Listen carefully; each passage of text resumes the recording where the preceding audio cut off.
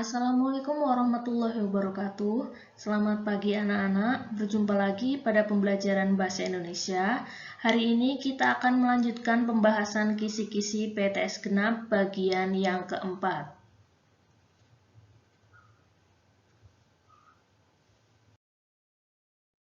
Materi yang akan pertama kita bahas adalah mengenai kata bentukan. Kata bentukan merupakan kata yang sudah dibentuk dari kata dasar dengan menambahkan imbuhan tertentu. Anak-anak bisa melihat bagian contoh. Nah, contoh kata dasar yang diubah menjadi kata bentukan. Perlu diperhatikan di sini adalah kata dasar. Kata dasar itu apa? Kata dasar adalah kata yang belum mendapatkan imbuhan. Kemudian, ketika menjadi kata bentukan, tentu harus mendapatkan imbuhan terlebih dahulu. Contohnya, kata dasar tulis, mendapatkan awalan menjadi menulis. Kemudian, kata dasar tulis, ketika mendapatkan akhiran an menjadi tulisan.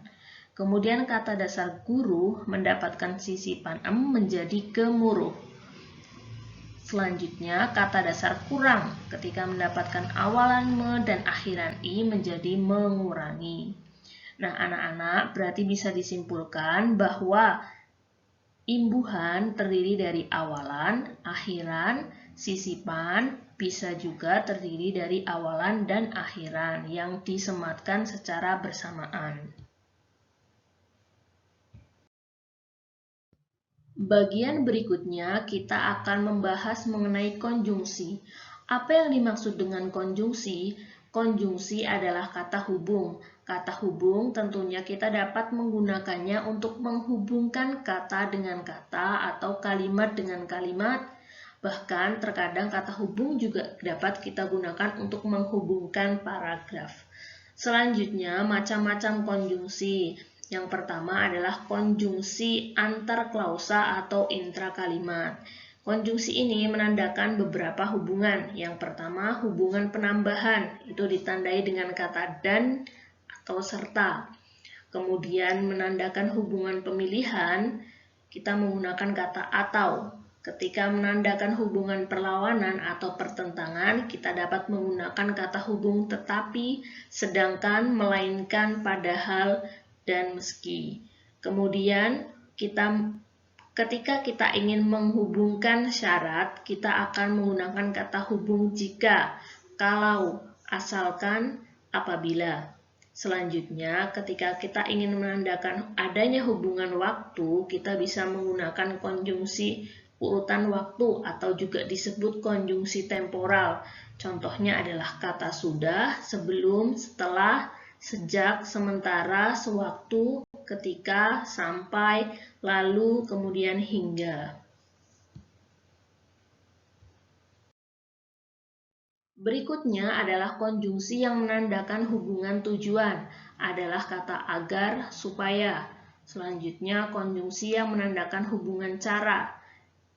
Kata yang kita gunakan adalah dengan. Kemudian konjungsi yang menandakan hubungan penjelasan, kita menggunakan kata bahwa. Selanjutnya, konjungsi yang menandakan hubungan pemiripan, kita menggunakan kata seolah-olah, seakan-akan, kemudian seperti. Selanjutnya adalah konjungsi yang menandakan hubungan kausalitas atau sebab. Kita bisa menggunakan kata sebab, karena, oleh karena. Selanjutnya adalah konjungsi yang menandakan hubungan konsensif. Kita bisa menggunakan kata meskipun, walaupun, sekalipun, biarpun. Banyak sekali kalimat yang bisa kita bentuk dengan menggunakan konjungsi seperti yang sudah disampaikan. Selanjutnya, jenis konjungsi yang kedua adalah konjungsi korelatif. Bedanya dengan konjungsi yang tadi, konjungsi korelatif ini digunakan dengan menggunakan kata hubung yang berpasangan. Contohnya, kata baik, kita biasanya menggunakan pasangannya juga, yaitu kata hubung atau konjungsi maupun. Kemudian selanjutnya adalah konjungsi jangan. Kita juga bisa menggunakan secara bersamaan. Konjungsi pasangannya yaitu kata pun. Kemudian selanjutnya adalah kata tidak hanya. Kita bisa menggunakan konjungsi pasangannya juga tetapi juga. Contohnya, Ibu akan memberi contoh pada konjungsi yang ketiga, tidak hanya dan tetapi juga. Contoh kalimatnya seperti ini. Tidak hanya siswa yang harus mengerjakan soal atau survei lingkungan belajar, tetapi juga Bapak Ibu guru.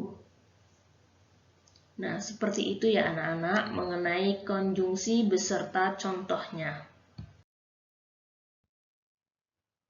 Materi yang akan kita bahas berikutnya adalah mengenai kalimat sumbang. Apa itu kalimat sumbang? Kalimat sumbang adalah kalimat yang tidak memiliki kaitan dengan kalimat yang lainnya. Anak-anak bisa memperhatikan contoh paragraf di bawah. Nah, tentu anak-anak paham ketika kita menulis sebuah paragraf, pasti terdiri dari beberapa kalimat. Artinya satu paragraf tidak hanya terdiri satu kalimat saja, melainkan beberapa kalimat. Nah, di antara kalimat tersebut, ketika kita menemukan kalimat yang tidak berkaitan dengan kalimat yang lain, itulah yang dimaksud dengan kalimat sumbang. Anak-anak bisa perhatikan contohnya. Melanie adalah murid yang berprestasi di sekolah. Di SMA tempatnya bersekolah, ia berhasil menjadi siswa yang memperoleh hasil UN tertinggi. Tidak hanya itu, nilainya juga menjadi yang terbaik sekabupaten. Nilai 2 mata pelajaran berhasil ia peroleh secara sempurna. Melanie sangat hobi memasak kuliner tradisional. Sekarang ia sedang menunggu pengumuman dari salah satu universitas ternama di Jogja. Apakah ia berhasil diterima untuk menjadi mahasiswa kedokteran? Nah, anak-anak silahkan berdasarkan contoh tersebut dianalisis. Mana kalimat yang tidak berkaitan dengan kalimat yang lain? Jika anak-anak menebak jawaban yang tepat adalah kalimat nomor 5, berarti anak-anak sudah bisa memahami apa yang dimaksud dengan kalimat sumbang. Kenapa kalimat nomor 5 tidak sesuai dengan atau tidak berkaitan dengan kalimat yang lain?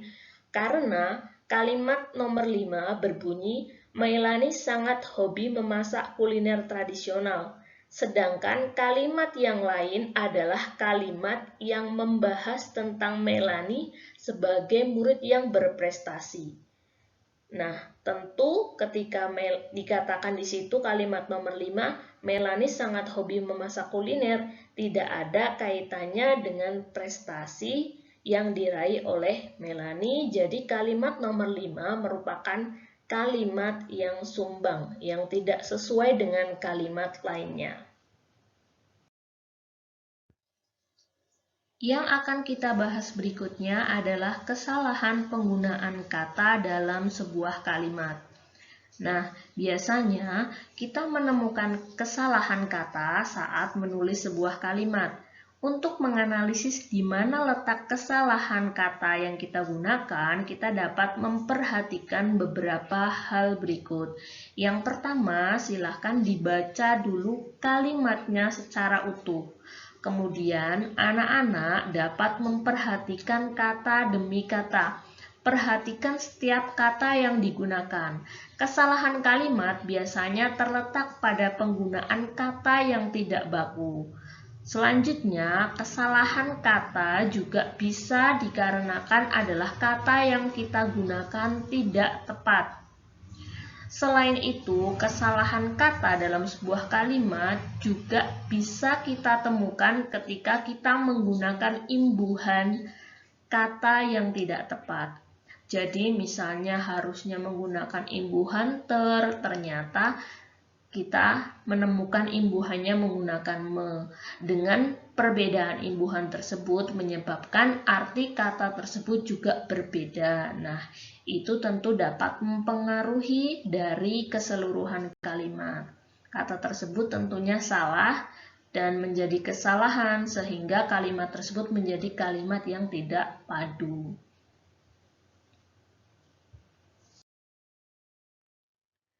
Berikutnya, kita akan membahas mengenai penggunaan huruf kapital. Nah, kapan sih kita harus menggunakan huruf kapital? Anak-anak, harus menggunakan huruf kapital pada awal kalimat. Contohnya bisa kalian lihat ketika menuliskan sebuah kalimat, huruf pertama yang kita gunakan tentu adalah huruf kapital. Selanjutnya, huruf kapital juga dipakai pada awal kalimat dalam petikan langsung. Contohnya, perhatikan.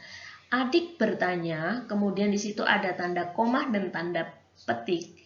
Nah, kita menggunakan tanda kapital setelah tanda petik. Contohnya, kapan kita pulang? Huruf K di situ yang kita gunakan adalah huruf kapital, bukan huruf kecil. Begitu anak-anak. Selanjutnya, kita akan membahas mengenai penggunaan huruf kapital pada unsur pertama nama orang, termasuk julukan. Contohnya, Amir Hamzah. Kemudian ketika julukan, contohnya adalah Jenderal Kancil. Di situ Kancil adalah sebagai julukan, tapi tetap menggunakan huruf kapital. Selanjutnya, huruf kapital dipakai sebagai huruf pertama setiap kata nama agama, kitab suci, dan Tuhan, termasuk sebutan dan kata ganti untuk Tuhan. Contohnya ketika menuliskan nama agama, kalian harus menggunakan huruf kapital pada bagian awal. Selanjutnya untuk kitab, juga kita menggunakan huruf kapital. Kemudian Tuhan, juga kita harus menggunakan huruf kapital atau kata ganti untuk Tuhan. Contohnya yang paling bawah. Allah akan menunjukkan jalan kepada hambanya. Nya tersebut adalah kata ganti untuk Tuhan. Jadi kita menggunakan huruf kapital.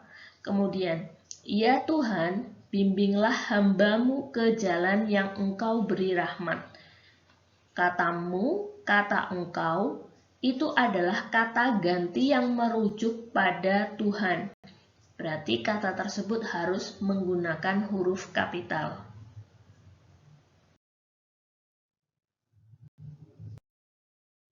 Selanjutnya, huruf kapital juga dipakai pada huruf pertama nama gelar kehormatan, keturunan, keagamaan, atau akademik yang diikuti nama orang. Contohnya, Sultan Hasanuddin, Mahaputra Yamin. Kemudian untuk yang gelar akademik, contohnya adalah Dr. Muhammad Hatta.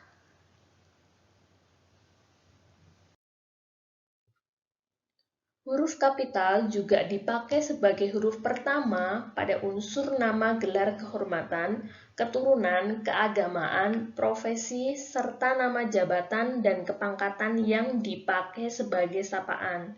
Contohnya, selamat datang yang mulia. Itu adalah gelar kehormatan. Selanjutnya, untuk contoh mengenai gelar keagamaan yang kita gunakan sebagai sapaan, contohnya di kalimat nomor 3. Terima kasih Kiai. Kiai adalah gelar keagamaan. Nah, karena digunakan sebagai kata sapaan, berarti kita juga harus menggunakan huruf kapital. Kemudian untuk profesi, selamat pagi dokter.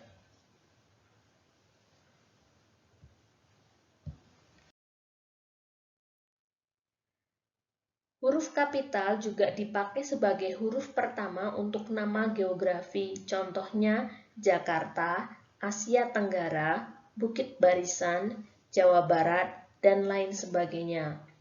Anak-anak, masih banyak sekali contoh penggunaan huruf kapital.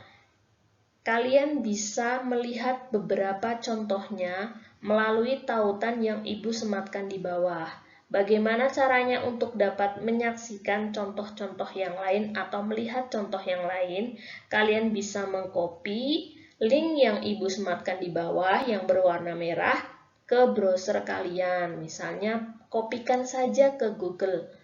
Nanti otomatis kalian akan menuju ke halaman Pedoman Umum Bahasa Indonesia atau PUEB mengenai pembahasan mengenai penggunaan huruf kapital.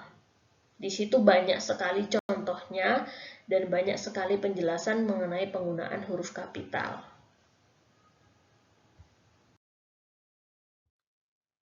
Nah, yang akan kita bahas berikutnya adalah penulisan kalimat langsung. Bagaimana penulisan kalimat langsung? Nah, ini contoh yang pertama. Penulisan kalimat langsung, tentu anak-anak paham ketika menulis sebuah kalimat, huruf yang pertama kita gunakan adalah huruf kapital. Adik bertanya. Selanjutnya kita menggunakan tanda koma. Setelah itu tanda petik, spasi, kemudian menggunakan huruf kapital karena huruf kapital di sini merupakan huruf kapital pada awal kalimat yang berada pada tanda kutip. Seperti tadi, kapan kita pulang? Selanjutnya kita sematkan tanda baca. Tanda baca ini bisa berupa tanda tanya, tanda seru atau tanda perintah, bisa juga tanda titik. Selanjutnya kita akhiri dengan tanda kutip sebagai penutup. Nah, contoh yang kedua, ketika tanda kutip berada di awal, kita juga masih menggunakan huruf kapital ya pada awal kalimat setelah tanda kutip. Nah, selanjutnya ketika kalimat langsung itu selesai, kita menutupnya dengan tanda koma dan tanda kutip lagi, kemudian kita menyebutkan siapa yang mengatakan kalimat tersebut. Misalnya, mereka berhasil meraih medali emas, katanya. Kita akhiri kalimat tersebut dengan tanda titik. Nah, itu saja anak-anak yang Ibu jelaskan mengenai pembahasan kisi-kisi PTS semester genap ini. Apabila ada pembahasan yang masih dirasa kurang jelas, anak-anak bisa menanyakan langsung kepada Bapak Ibu Guru yang mengampu pembelajaran bahasa Indonesia di kelasnya masing-masing. Selamat belajar, semoga anak-anak mendapatkan nilai yang maksimal dan mendapatkan hasil yang memuaskan dari proses belajar yang kalian ikuti meskipun proses belajar kita masih menggunakan proses belajar secara daring. Terima kasih. Wassalamualaikum warahmatullahi wabarakatuh.